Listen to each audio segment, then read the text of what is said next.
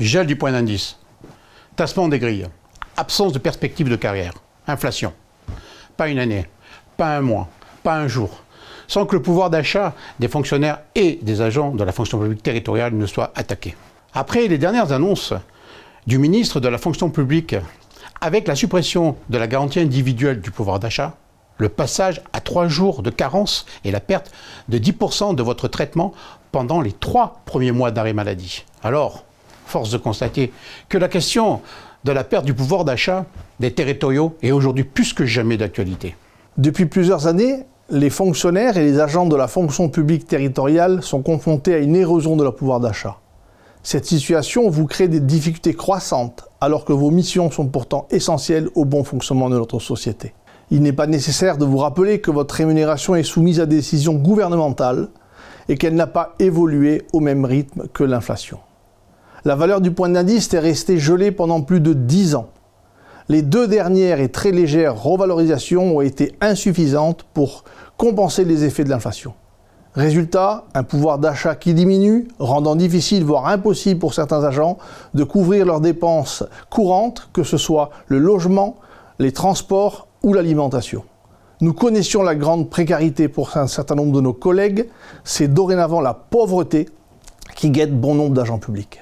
La Fédération autonome de la fonction publique territoriale est mobilisée de longue date à ce sujet et elle est force de proposition.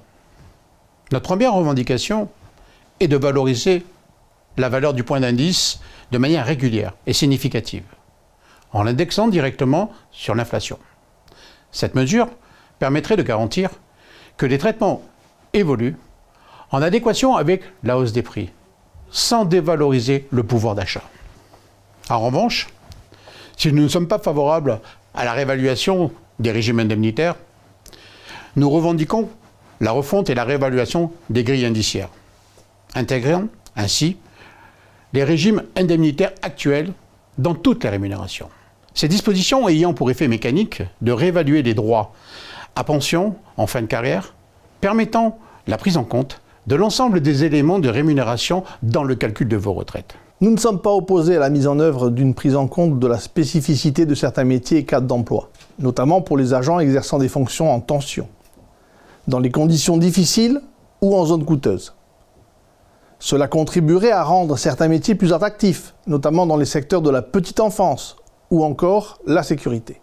Beaucoup de dispositions, comme la NBI, l'indemnité de résidence ou encore le supplément familial, n'ont pas été revalorisées depuis de nombreuses années et ne sont plus en phase avec les contraintes actuelles. Il est indispensable de mettre à jour leur montant. Par ailleurs, il serait pertinent de faciliter l'accès à des dispositifs de soutien, tels que les aides au logement pour les agents territoriaux aux revenus modestes.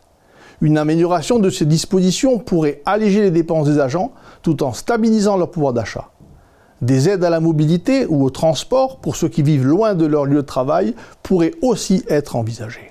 Enfin, il est crucial de moderniser la gestion des carrières et des évolutions salariales. Le modèle actuel, trop souvent rigide, peine à récompenser les compétences et les responsabilités croissantes des agents au fil de leur carrière. Pour la FAFPT, il est urgent de reconnaître à leur juste valeur les agents territoriaux qui sont le socle de nos services publics de proximité. La revalorisation de votre pouvoir d'achat n'est pas seulement une question de justice sociale, mais une condition essentielle pour attirer et fidéliser les talents, mais également garantir les services publics de qualité et maintenir la cohésion de notre société. La FAFPT est engagée au quotidien en métropole comme en Outre-mer pour s'assurer que votre engagement soit récompensé à la hauteur de votre dévouement. Pour votre droit à un vrai pouvoir d'achat, pour la sauvegarde de notre modèle de la fonction publique, afin qu'il puisse, grâce à vous, continuer de jouer son rôle de pilier de la République.